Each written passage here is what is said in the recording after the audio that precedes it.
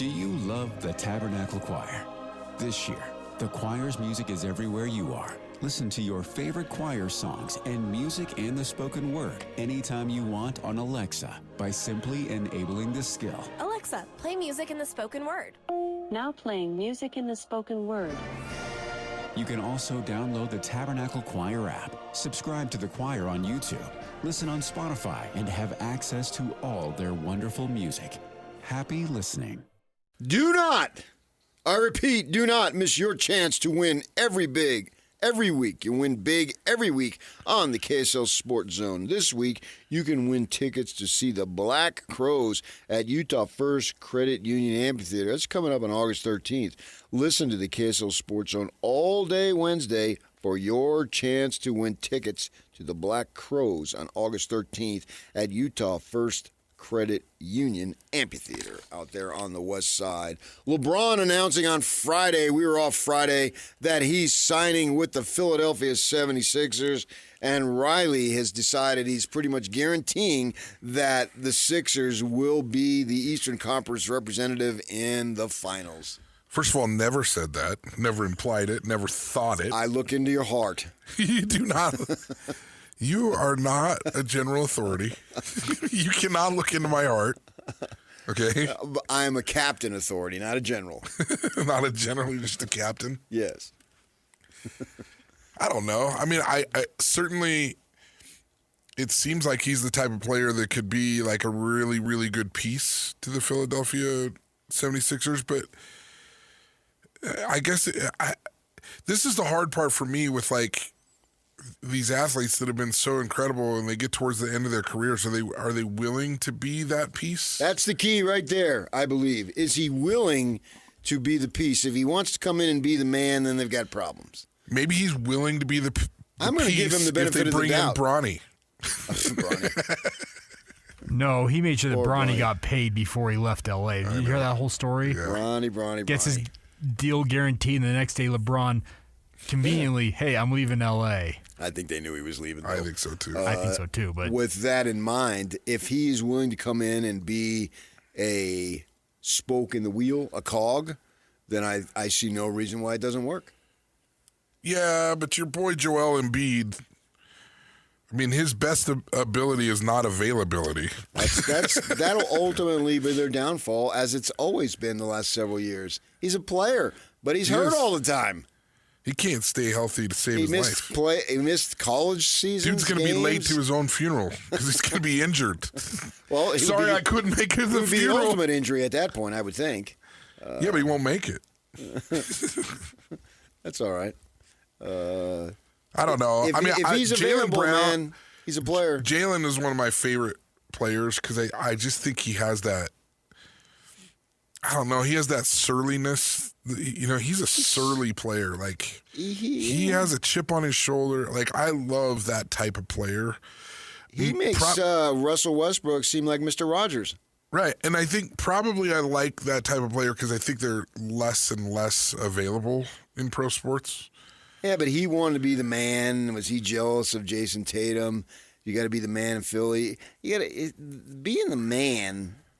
Yeah, but I mean, being on a winning team is way more fun. Yeah, but some of these guys are way too willing to just be a cog in the wheel, and they don't want to be the man. I mean, at least he's willing to take the criticism that goes with it. Something to be said for that. But I can't have 3 or 4 guys wanting to be the man. That seems pretty dumb. That's the same problem in every sport, though. But I think especially in basketball. I think it's true in football. Embiid sat out 2 full seasons. He did not play in the 14-15 and the 15-16. So he didn't start his NBA career. Now, he's only 22. But after they drafted him, he missed 2 full seasons. How old is Embiid right now? He's only 32. Oh, he's 32. I thought he said 22. I was like, no, when he started, man, he's been around longer than that. So he was drafted out of Kansas. I think, everybody does the 1 year. And then he misses the first 2 seasons. So he doesn't play till his first season out on the floor is 16-17, and he played 31 games that year. 31 played 25 minutes a game. I'm obviously looking at his stats right now. So You're taking the place of Sniggledorf while he's gone. You're looking up the stats why we're on air. Yeah. I like it. The most he's ever. Well, he played 2 seasons of 68 games. That's the most he's made it? Actually, 1 season, 68, yeah. Last season, 38. The season before, 19. The season before, 39. Oh, this guy plays like a college season. But every game that he's played, he started. Well, yeah. So he ain't coming off the bench. But I don't know. Can he make up for the absence, though? Can LeBron make up for the absence of? Yeah. No. Not at all, can't. huh? Not. I mean, what are we talking about? Can he make up for their absence to make them a good team? Yes. Make up. Can he make it They're up so already a they good become team. a championship? No. Yeah. Can they get to the finals in the East? No. That's the first goal. No. You don't worry about winning the title. If you Not don't get to the without Embiid. final, it doesn't matter. Not without Embiid. They don't make it. They need Joel in the lineup. Yep. But he told LeBron that this is the year. He's having no surgeries in the summer. He's ready to go. He's ready to play ball. He's ready to be there. He said, You would think that a guy that had been hurt as much as him wouldn't say anything like that out loud. Because you'd be like, dude, I'm jinxing the band. career stats, 27.5 and 10.8 boards Freaking a awesome. game. When he plays. And as a center, 3.7 assists. Holy freak. He can block a shot or two for that matter also. But you think that LeBron will say to him, hey, I'm 41 years old. I've been dragging Lanier and Walton up and down this court my whole life. I don't dog it. So that's Abdul-Jabbar in the Airline movie. Did you get that reference? Airplane? Did I say airline? Airplane, yeah. Yeah. Yeah. So Dude, maybe this you're is pulling inspires out. him. I mean, dude, that's like early 80s pull right there that you I don't just... think I ever saw the movie, but I saw the clip. Oh, you never saw the movie? I'm not a big movie guy, no. You're not a big movie guy? No. Attention span? Yeah, You were made for Twitter? Right. You were made for Instagram? I was made for loving you, but yeah. So that's about it. That's the extent of it, yeah. I got to go to the bathroom. I'm looking at my watch. I went and saw, my wife wanted to go see Toy Story 5. I fell asleep. Oh, I heard it was terrible. I fell asleep. So I usually, if it's not Tom Cruise blowing up buildings or jumping off in motorcycle races and crashes, nah, I'm gone. Not so much. No. What about, so you're describing like modern day movies. What about like the older ones? Like 90s. Could you watch a movie?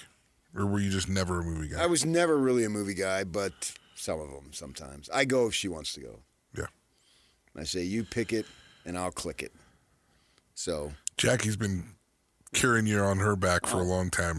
Yeah, absolutely. Just like And the Abdul-Jabbar carried Lanier and Walton. Yeah, the reason why it works because I know how to treat women.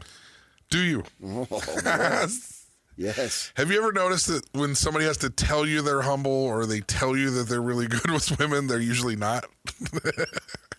Yes, but I mean, that's them. That's not me. I practice nothing but humility and complete and total humility. I got this lady. She cuts my hair. And she told you were humble? No, she tells me she's a big sports fan. She's a little character. And I go the same way. My wife set me up with her years ago. I've been going for years. And so she told me last time, it was like 2-3 weeks ago, I got my hair cut. She said, yeah, I was out with some person, some social setting, and this lady knows that I cut your hair. And she came up to me and she says, is PK as arrogant in real life as he is on the radio? You believe that? Do you believe that? As PK? Arrogance? PK. Arrogance? Might be Arrogance? That might be the number 1 or 2 question that I get about you Arrogance? every time somebody finds out I'm on air with you. Arrogance? Yeah. Well, we do have the answer for all this. Remember the clip we played? My stage persona, the person to be like that all the time, this overbearing, shouting, ego-tripping person, is like, of course you're not really like that. But I think when you're in your late 20s and early 30s, you can be like that all the time. And there are people in show business that never switch off. You're in show business. Well, this is the entertainment field. Do you know who that was? Russell Brand? That was Mick Jagger. Oh, was it Mick Jagger? Yeah. They asked him, "Are you the same person on stage as off?" And he looks at them, "No, of course not." That's all this now. If you meet me in person, very, very humble. Very humble. Yes. That's weird because everybody asked me, is he as big of a jerk and an arrogant person that he sounds like on air? They got it all wrong. And All wrong. And then what's really sad about it is it puts me in this moral conflict of defending you. Because I don't defend you on air, but then I get outside and it's like, well, don't rip on my family. Yeah, You know what I mean? man. Like, look, I can have problems with people in my family. Somebody else outside the family rips on my. Now we got Precisely. a problem. And now You know? LeBron has joined the Sixers family. If I'm Philadelphia, I'm thinking Eastern Conference Final. Who's got a better team than them? Who has a better team than what? Than the Sixers in the East. I mean, obviously the Cavs are pretty good. The Cavs. You think Donovan Mitchell I has? don't- I mean, hasn't Mitchell proven who he is? Very good player. Yeah, I but think not- but not I think good he's enough. proven who he is, which is second round of the playoffs. Yeah. Well, now we can say he got to the Eastern Conference Final or got to a conference final once, but now the story changes that he's never won a game in the conference final Right. because they got the Knicks swept him. Well, and I mean, look, it's like, I don't know, when Sarkisian was at Washington, they called him 7-win Steve, you know? And he's been able to, like, resurrect his career and do some different things. For some reason, I still just don't feel like Steve Sarkisian's going to take Texas to the national championship. Like, I just don't think that he's the guy that's going to do it. I think they're going to be really good. I think they're going to make it to the playoffs. I don't think they're going to win a national championship with him. I would agree. And I think it's the same with Donovan Mitchell. I think their teams are always going to be really good. He may take them to the Eastern Conference Finals every once in a while, but they're never going to get there and win it. But he's a good player, and he's going to make millions and of Steve dollars. Sarkisian is going to make millions of dollars, and he's a really good coach. He's not the coach. No, he's not Saban. No. He's not Urban. No. Can't do it. And he won't. And he has every resource available to him to do it at Texas. Well, why isn't that then? Why not? I think Mitchell has just a physical limitations.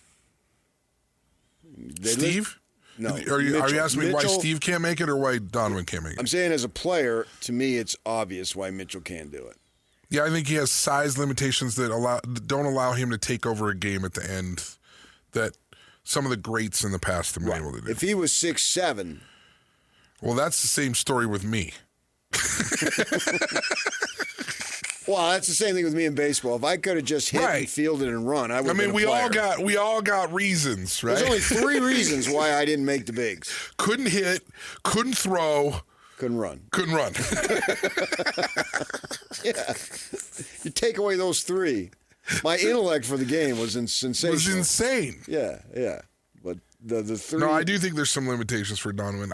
But for Sarkisian as a coach, you shouldn't have any physical limitations. Why do you think that he can't do it?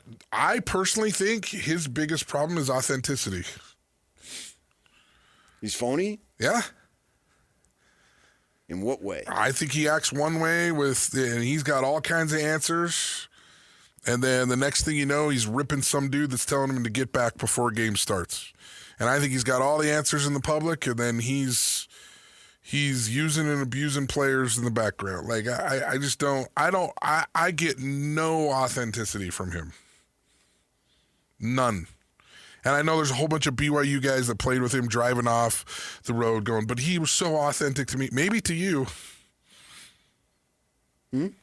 Maybe to you. Okay. Yeah. And I don't think you can win. I don't think you can win the big one without being authentic. You have to be Bill Parcells that's so authentic that you're a jerk, but at least you know that every time he talks to you, he's telling you the truth. Or you got to be Lavelle. And he's going to tell you the truth in a really, really nice way. Mm-hmm. Yeah, okay. But I think if LeBron is authentic, if he's authentic in what his role is, I think this can work. Yeah, and I think it will, because I think he's not looking to be the guy. If he doesn't want all the attention, he sucks all the oxygen out of the room almost always. If he backs off on that, this could be a good fit. Because they've got some talent. I understand that. That's all right. a big if. We will go to Philadelphia and talk to a media person from Philly next to get his opinion. Stay with us, 97.5, the KSL Sports Zone. Welcome to This is Jay Scott and Ben Anderson.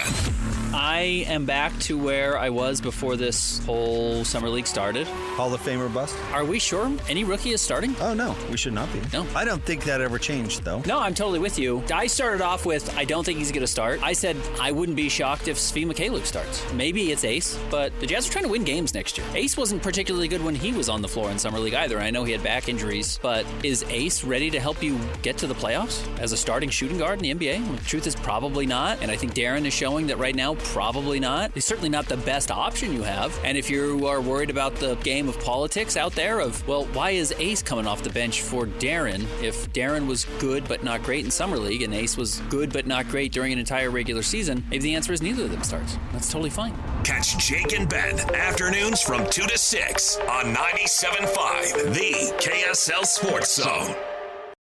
We all have routines. I'm Jabron, and with diabetes, mine was finger sticks. Sometimes I skip them because they hurt.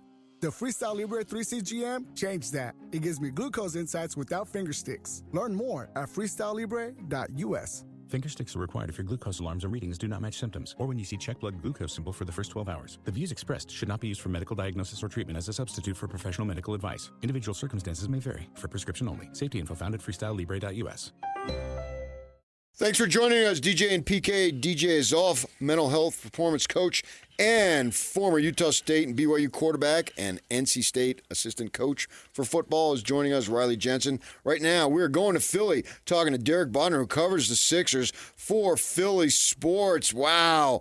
Big news, bombshell news, Derek. What was your first initial impression when you heard the news? Well, I mean, I think it's what we all do in today's day and age, making sure that that's a real Shams Charania account and that I'm not being played. No, I mean, look, this was one where, like, obviously we've been talking about LeBron for a long time, been waiting for him to make a decision. The Sixers have been on the list, but it always felt like it was a distant third. It just always felt like, familiarity or hometown would eventually win out.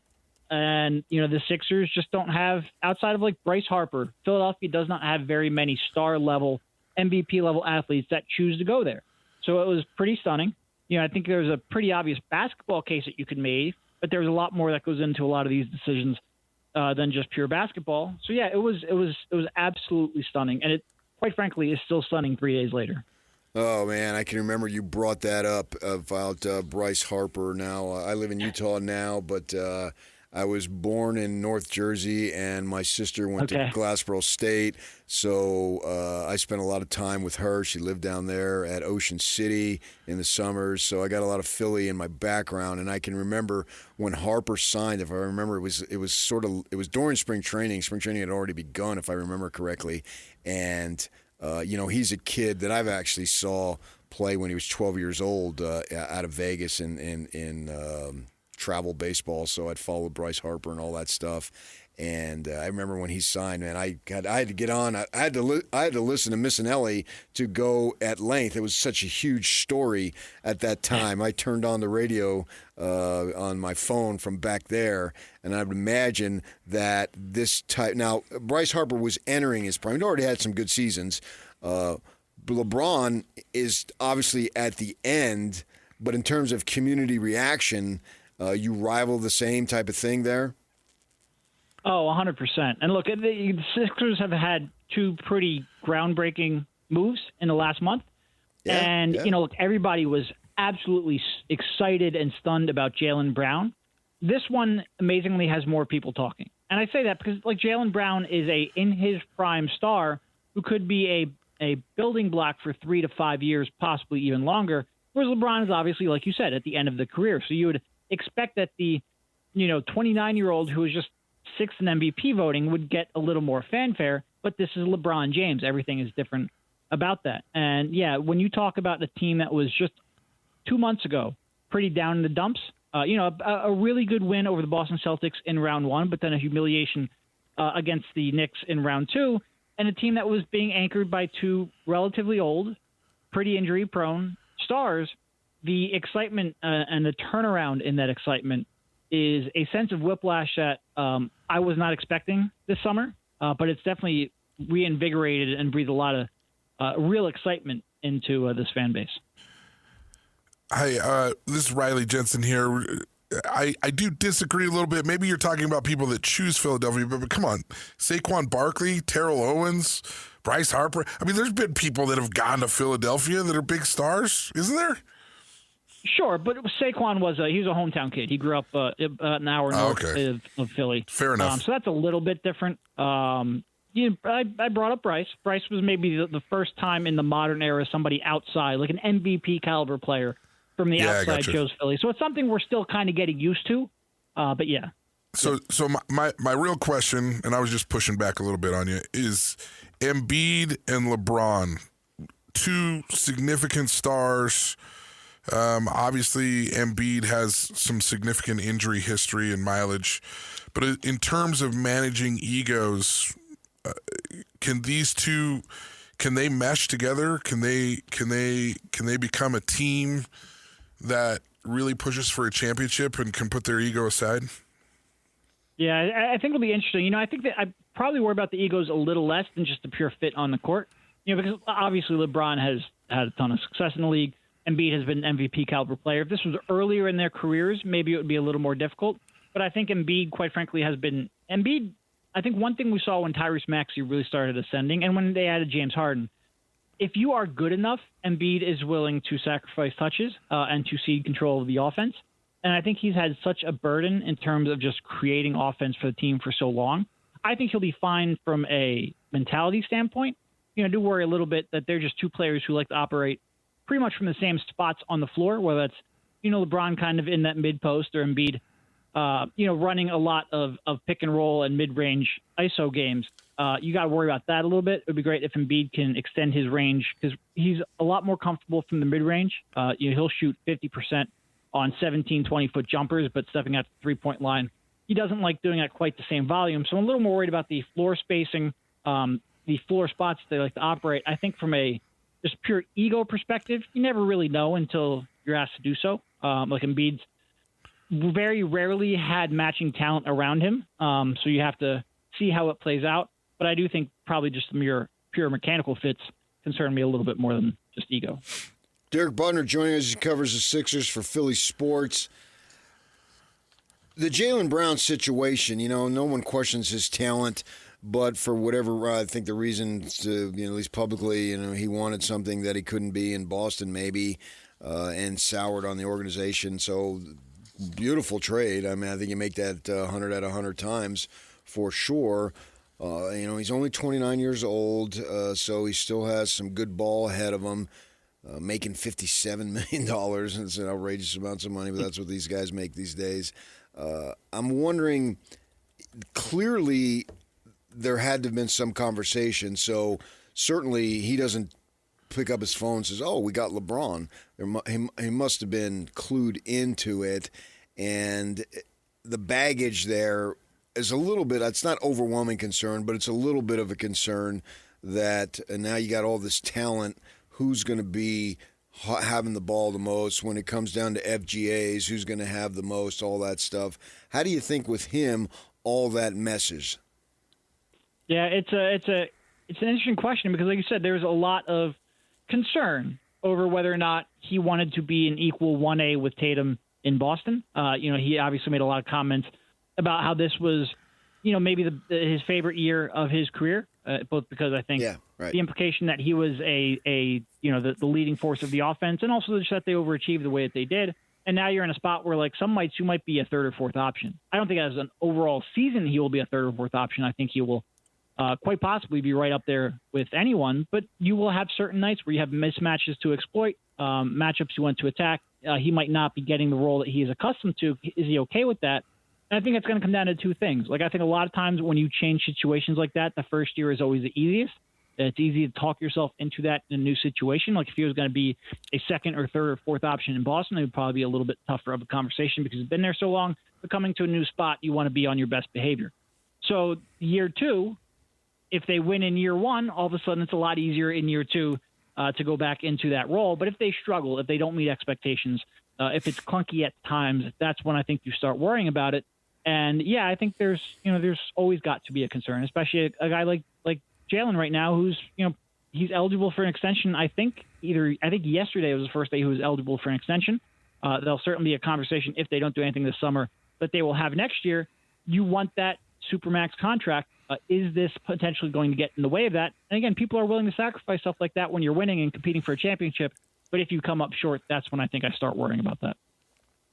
In the first few days, and I know this is early, has LeBron, indicated anything publicly or privately about why Philly specifically was where he chose? And is this a legacy play, a title chase, or something more personal? Do you have any insights into that? Yeah, well, I certainly think his relationship with Maxey helps. Obviously, Maxey is the highest profile non-LeBron Clutch Sports client, and they have a really strong relationship. They work out together a lot in the offseason and have for the last 6 or so years. So I think that helps. But I think a lot of this is just he feels like Philadelphia is his best chance to compete for a title. He would be, I think, the first player to ever win a title in 4 cities if he does so, and obviously then getting that 5th. I think that's where he's coming from.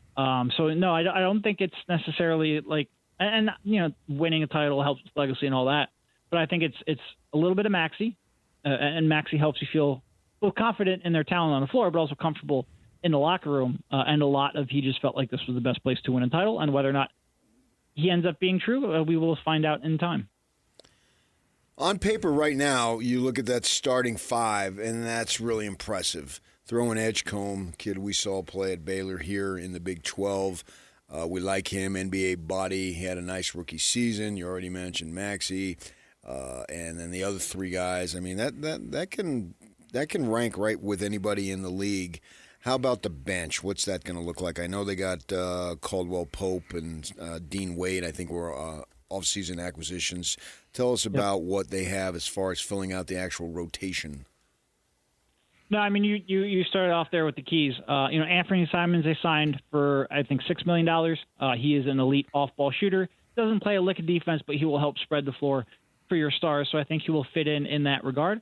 Dean Wade as a guy who will do a lot of the dirty work, be one of your better, more versatile defenders, and also make just enough shots from the perimeter that hopefully he will spread the floor a little bit as well. And then KCP, a guy who has really had 2 down years shooting, but I think if you look at his overall shot quality, it has dropped over the last 2 years as well. So when he gets next to a real elite creator like LeBron, I think they're hoping that he can make more shots than he has the last few years, but it's on a minimum contract, so you're not too worried if it doesn't work out that way. Yeah. And then you got rookie PHLY, who probably has his role reduced a little bit, but I think he has a little bit of ability to create off the dribble that they're excited about. Dominic Barlow, who actually started a lot, more of a defensive-minded forward. And then you got the big man rotation of Adembona and Errol Hook-Forty, which is probably the biggest question mark on the team because Joel Embiid's going to miss 30 games almost by design. So I think that's probably the one area Sixers fans are a little bit concerned about, but they have time. If Hook-Forty and Bona don't work out, that'll probably be an area you see them pursue at the trade deadline.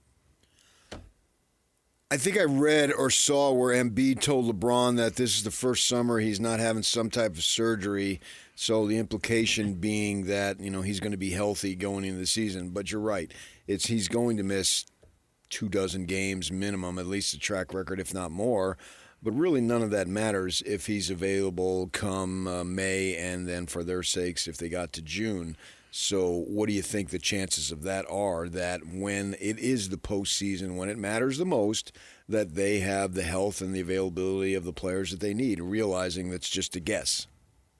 Yeah, it is pretty wild that it's the first healthy offseason of his career, and he just had an appendectomy like 3 months ago. So even the healthy offseason started off with a relatively minor, but still a surgery nonetheless. No, I mean, I think it's going to be, look, on the one hand, Embiid has had multiple surgeries to take out meniscus in the same knee. the meniscus isn't just going to magically grow back. So you're always going to be managing that. There's always going to be moments where that's going to flare up, where there's going to be swelling, where there's going to be pain, and where there's going to be limited mobility. I do think this is an interesting test case in the fact that, first of all, players with this injury tend to get, you tend to strengthen ligaments, supportive ligaments around the meniscus. So the second year tends to be a little bit easier to manage than the first year. So, I think there's reason to be optimistic that he will be in a better place. But then you just add in the fact that he's just going to be relied upon less. Like if he needs to take a night off to manage the knee, he should have full confidence that they can not only compete but win the game. And I just don't think he's ever really had that level of confidence. And then you add in the fact that he shouldn't have a 35% usage rate when on the floor. He should be able to conserve his energy a little bit more. He's not going to be double teamed every time he touches the ball because you have too many players who can make plays around him. It'll be interesting. I do think in the playoffs last year, he was incredible when he came back against Celtics and faded pretty quickly against the Knicks. I worry about his ability. It's one thing to get through the regular season. I worry about his ability to play every other night in the playoffs for 6 weeks straight, which is what you need to do if you're going to win a title. And I do worry about his mobility dropping as he plays through swelling and whatnot in the playoffs. But this is the ultimate team to maybe test that out against because you do have so much help around him. Derek Bodner covers the Sixers for Philly Sports, joining us. Already, we've seen some guys, some big-name guys, and the general sentiment of some fans that LeBron, obviously, is ring-chasing. To me, I don't see it in this case. The Miami thing was set up and all that, and so that was a covert attempt to get it, and they got it, and they got a couple. Good for them. But here, to me, this is a player at the end of his career. Now, obviously, he's the highest profile guy out there to do this, but we've seen others do it. And so they're a free agent, and they're going to pick the situation where they think he can win the most. To me, that's what I want from players. I don't want this cash grabs. I want them to value winning ahead of money sometimes. And in this case, I'm completely fine with LeBron James doing what he's doing. I don't consider it, yes, it's ring chasing, but it's appropriate ring chasing because of where he is. I'm totally fine with it. What's your reaction? Yeah, isn't that the purpose of sports, is to win a title? So wouldn't you want to go somewhere where you have a chance to win a title? And look, it's one thing, if this was like late career Gary Payton, maybe you could say like, oh, he's just ring chasing. This is a guy who's won 4 NBA titles, who's won it with 3 different franchises, who's transformed every franchise he's gone to. Like, yeah, if on the one hand he took the most money, you'd go, oh, he's only in it for the money. He doesn't care about winning. Now he picks a team that gives him the best chance to win, and the criticism gets flipped. It's pretty much a can't-win situation. But like I said, for a player who has transformed teams almost the moment that they got on them, he contended for a title, didn't win it, but contended for a title with Boobie Gibson playing alongside of him. He has led teams. Yeah, maybe now he's joining a team that's pretty stacked. He is also 41 years old. Purpose of sports is to try to win. I am not going to begrudge someone for picking a loaded team. Yeah, why not? Especially when time is so short. You don't have a whole lot of it, and why not win? You made all the money in the world, so and he's a lightning rod for a lot of different reasons. And sometimes I defend him, and sometimes I think, why'd you say that? Whatever it might be. But in this case, man, I applaud it. He thought this was his best chance to win, so he's going to win. And so he's going to try to win. And Philly's going to be a huge story.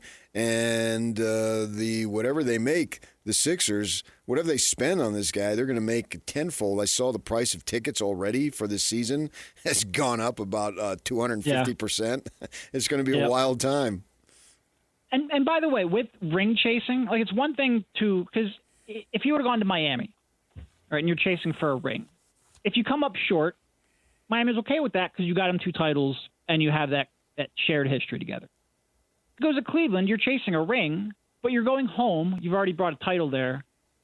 Cleveland fans are okay with it because of that shared history. Yeah. You're going to a city in Philadelphia where they haven't won a title in 43 years, where they have a decade of unmet expectations and frustrations that come along with that. There is ring chasing, sure, but there's also more pressure because this is a fan base who, I'm not saying they're going to turn on LeBron James, but they have been at the cusp and disappointed for so long that there are real expectations. And it's not just the excitement of we got LeBron James. It's we think we can finally get through to the conference finals, to the NBA finals, maybe to win a championship. And I think there is more pressure here than there would have been on any of the other stops because there is such a history of, not reaching expectations. So, yeah, he's ring chasing, but I think he also put himself in a spot where there's the most pressure that he could have picked. All right, well, hopefully they have success because, Philly fans are hard on the guys. I mean, the fact that they're just disgusted with Schwarber not winning the home run contest blows me away. Yeah, I mean, look, it was a fun event. I have my misgivings. I think everybody should see the same number of pitches. I don't think the last out should get you extra swings, but that's also my bias as a Philly fan. So. All right, Derek, thanks for your time. We appreciate it. Yep, thank you.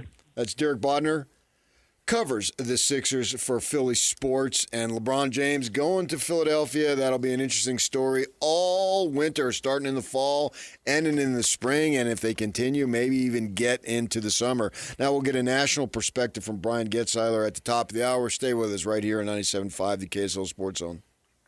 3, 2, 1. This is Scotty G and Coach Tim LeCombe. SEC Commissioner Greg Sankey, as he kicked off and the SEC kicked off their football media day, said that he is not happy whatsoever with what's going on in terms of the Protect College Sports Act. He has had conversations. The conversations about them tearing away from the rest of college athletics is real.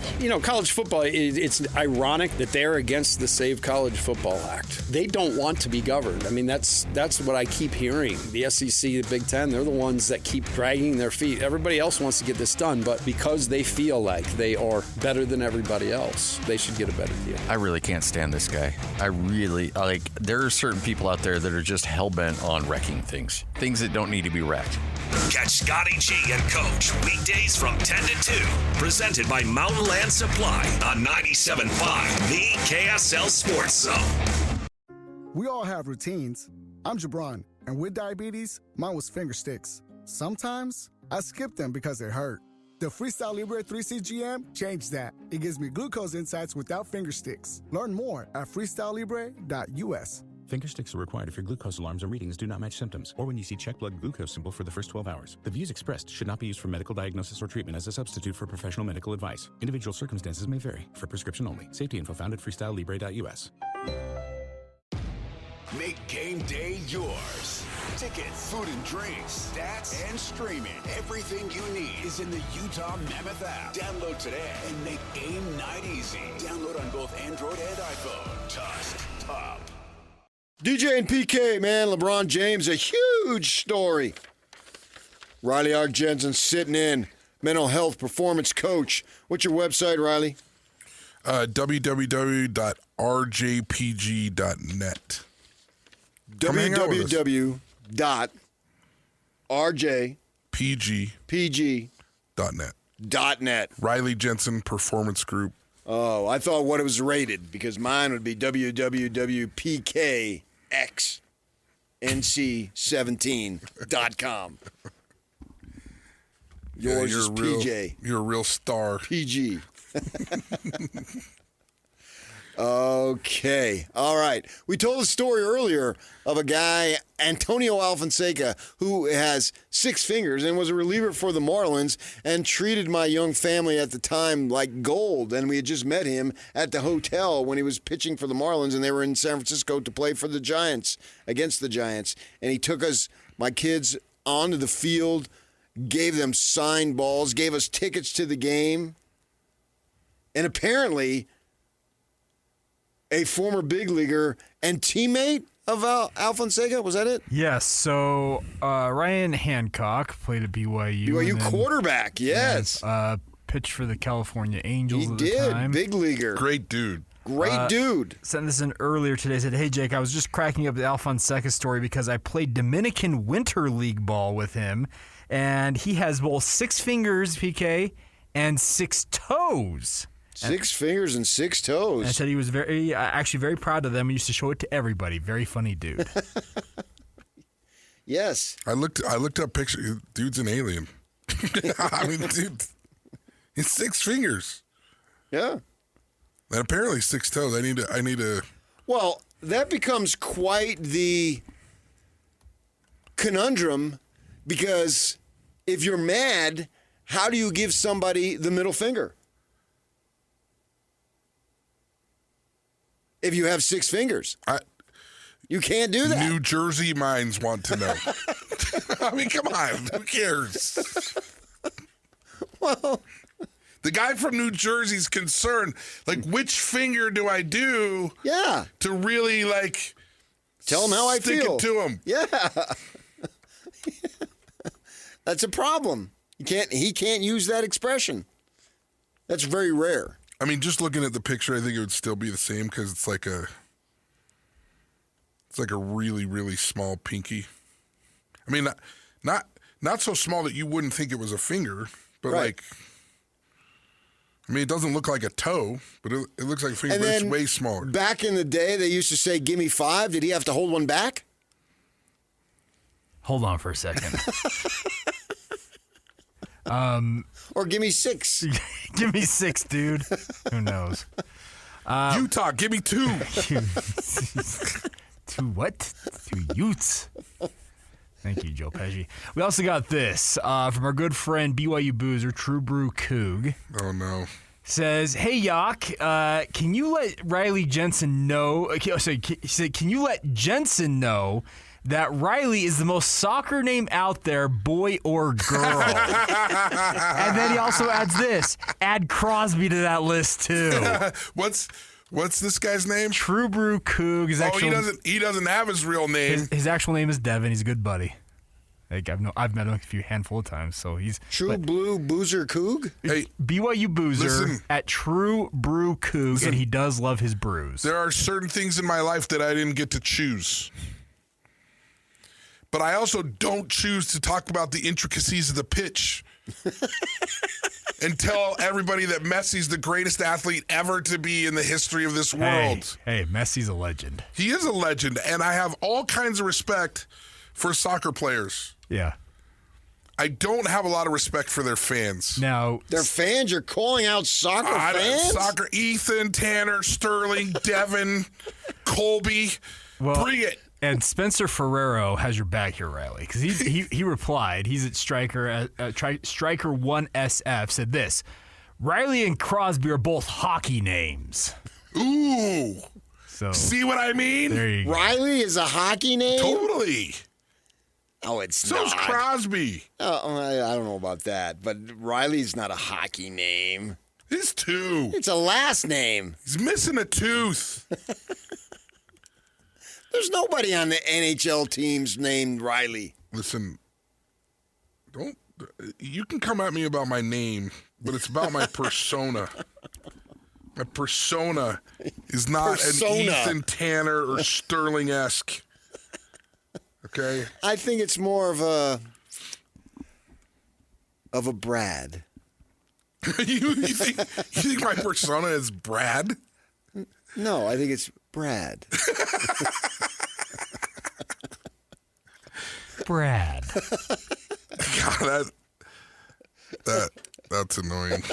All right, we won't be talking to Brad. We'll be talking to Brian Getzeiler, guy out of North Jersey, my home area, my turf. We've walked the same streets. Sirius XM NBA radio host and NBA TV contributor will be talking to us about the big moves in the NBA. Coming up next, stay with us, 97.5, the KSL Sports Zone.